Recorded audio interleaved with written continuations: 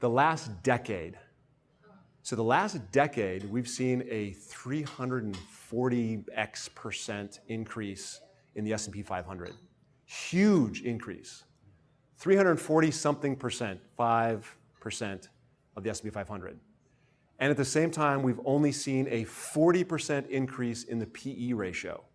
We're going to talk a little bit more about that in a second. Something I want to look at here is there are 3 periods here where we level off for about 2 years. Right now, we're at the end, and maybe it keeps going. We've got about a 2-year period where we get a pretty straight line, right? So that's interesting.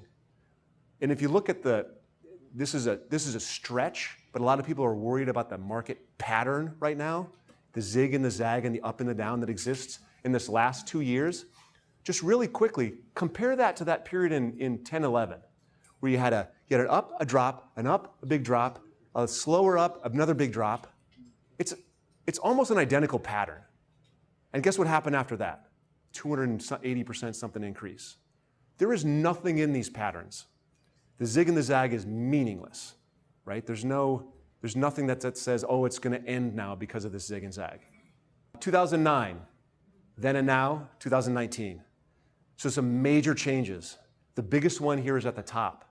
The employment, the number of people working in 2009, 27.1 million. That was down from about 29, 30 million.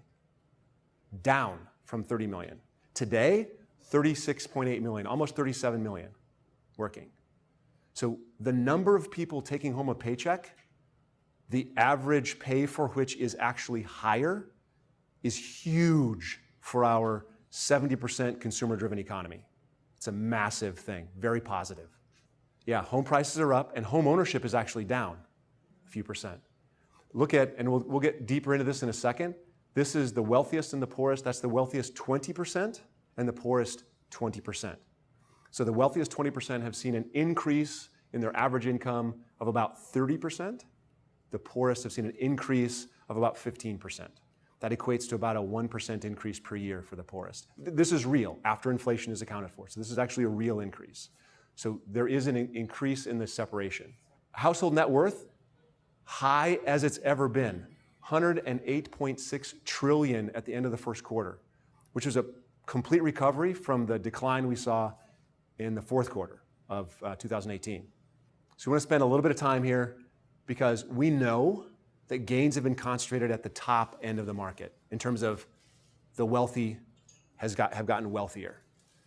And what we see here is the top 10% have grown 5x, 4 to 5x in terms of their income and their wealth, as the bottom 40%.